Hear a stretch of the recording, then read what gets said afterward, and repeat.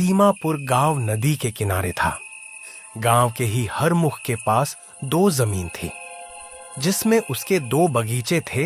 एक फलदार बगीचा और दूसरे बगीचे में केवल पेड़ थे। कहा जाता था कि वे बगीचे भूत प्रेतों का अड्डा थे और बगीचे के ठीक पास गांव का शमशान था। लोगों में कुछ अजीबोगरीब बातें प्रचलित थी, जैसे आधी रात में कई लोग देखते थे कि शमशान में लाश जल रही है। इसके अलावा कुछ लोग कहते थे कि वे रात के समय उस बगीचे से महिलाओं के रोने की आवाजें आती थी।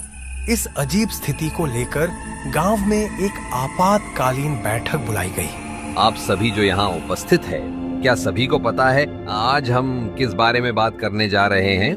आज का मूल विषय यह है कि गांव के लोगों में अफवाह फैल रही है कि हर मुख के बगीचे में आत्माओं का वास है। आप लोगों ने क्या देखा है? आज हम इस विषय में ही बात करेंगे और इसका समाधान खोजेंगे। अच्छा, आप बोलिए, क्या देखा था? मेरा नाम सोहन है।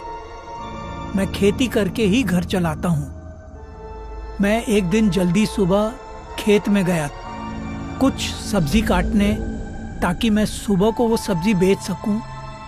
लेकिन मैंने जो देखा उसे याद करके अभी भी मुझे डर लग रहा है। बिना डरे बताओ, क्या देखा था? मुझे शमशान में एक चिता जलती दिख रही थी और कुछ पिशाच शव को घेरे हुए थे और बस उसे देखे जा रहे थे।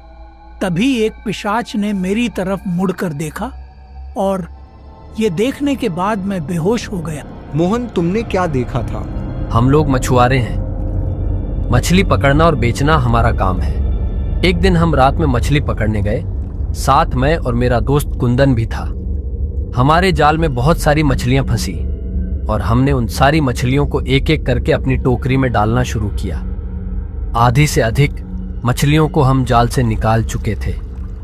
जब हमने पीछे पलटकर देखा तो हमारी टोकरी गायब हो चुकी थी और दूर से उस बगीचे में से कोई एकटक हमें घूरे जा रहा था। ये देख के हम दोनों ने उसे काफी आवाजें लगाई और फिर पलक झपकाते ही वह हमारे सामने खड़ा था, जैसे वह वहीं मौजूद था हमारे साथ। ये देखते ही हम दोनों बेहोश हो गए थे। बाद में कौन कहा गया, कुछ याद नहीं है। आप लोगों ने जो भी सुना है, इससे लग रहा है बात काफी गंभीर है और चिंता की भी है। तो हरमुख, अब आप बोलिए, आप क्या कहना चाहते हैं? देखिए, कभी कभी गांव के लोग मेरे पास आके कहते हैं कि मेरे बगीचे के पास उन्हें भूतिया अनुभव होते हैं।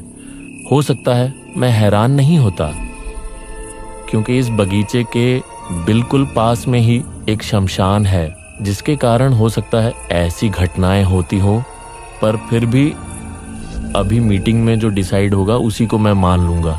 तो ये बहुत आसान हो गया। आपसे ऐसा ही कुछ उत्तर चाहिए था। कालू, तुम गांव के लकड़हारे हो, तो तुम उस बगीचे के पेड़ों को काट दोगे क्या? हाँ कालू, बताओ, तुम्हारे लिए तो बहुत अच्छा मौका है। नहीं, मैं ऐसा बिल्कुल नहीं कर पाऊंगा। मैंने भी वहाँ के किस्से सुने हैं और मैं अपने आप को खतरे में नहीं डालना चाहता। आसपास के 2-3 गांव के लकड़हारों से पूछने पर भी कोई ऐसा करने को राजी नहीं हुआ। जो भी उस बगीचे का नाम सुनता, वह पेड़ काटने से मना कर देता। मैंने जीवन में बहुत से पेड़ काटे हैं, परंतु इन पेड़ों को कटवा कर आप गलती कर रहे हैं। आप इन्हें ऐसा ही छोड़ दीजिए। कोई बात नहीं, तुम नहीं काटोगे तो मैं किसी और से कटवा लूंगा। आप ऐसा करके खुद के पैर पर कुल्हाड़ी मार रहे हैं। मैं तो उस बगीचे को बेच ही दूंगा। यह कहकर हरमुख घर लौट आया। रात में खाना पीना खत्म करके हरमुख अपनी पत्नी से बातें करने लगा। अजी, सुनती हो, बहुत बड़ी प्रॉब्लम हो गई है। मैंने सबको वादा किया है कि मैं दोनों बगीचे को बेच दूंगा, क्योंकि वो जगह भूतिया है। लेकिन ऐसा क्यों?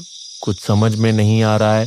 ऐसा करता हूँ, अभी तो सो जाता हूँ, सुबह देखते हैं क्या कर सकते हैं।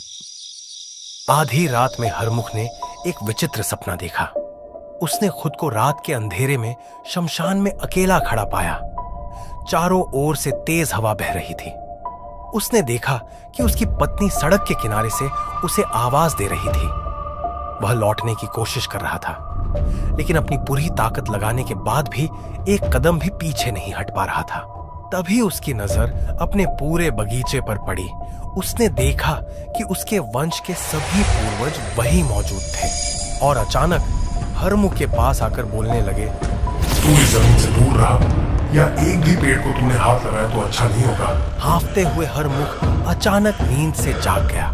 कोई बुरा सपना देखा क्या? लो पानी पियो, जो होगा देखा जाएगा, इतना मत सोचिए। अब भी एक बहुत बुरा सपना देखा। पता नहीं उस सपने का कुछ मतलब था या चेतावनी भरा था मेरे लिए। अगले दिन सुबह ही हरमुख सरपंच के पास गया और बताया कि कोई भी उस बगीचे को खरीदने या पेड़ों को काटने के लिए तैयार नहीं है। साथ ही जो भयानक सपना उसने बीती रात देखा था वह भी सुनाया। ठीक है, हम शहर से किन्हीं लकड़हारों को बुलाते हैं। हाँ, एक बार सारे पेड़ काट देंगे तो हो सकता है समस्या खत्म हो जाए। अगली सुबह शहर से 2 लकड़हारों को बुलवाया गया। तुम दोनों ने अपना काम समझ लिया है ना? जी हाँ, हमें इन पेड़ों को काटना है। ठीक है, अब हम चलते हैं। तुम दोनों अपना काम कर लेना। जैसे ही लकड़हारों ने अपनी कुल्हाड़ी उठाई, वैसे ही अचानक कौवों का झुंड बगीचे से उड़कर बाहर निकल गया। ये कैसी हवा चली? सुबह का समय है और सामने ही नदी है, हवा तो चलेगी। तुम काम पे लगो। अचानक पेड़ से खून बहने लगा। ये क्या खून?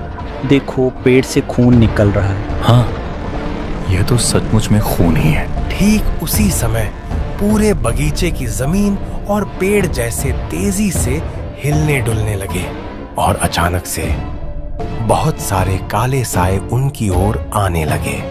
यह क्या है? हम कहाँ फंस गए?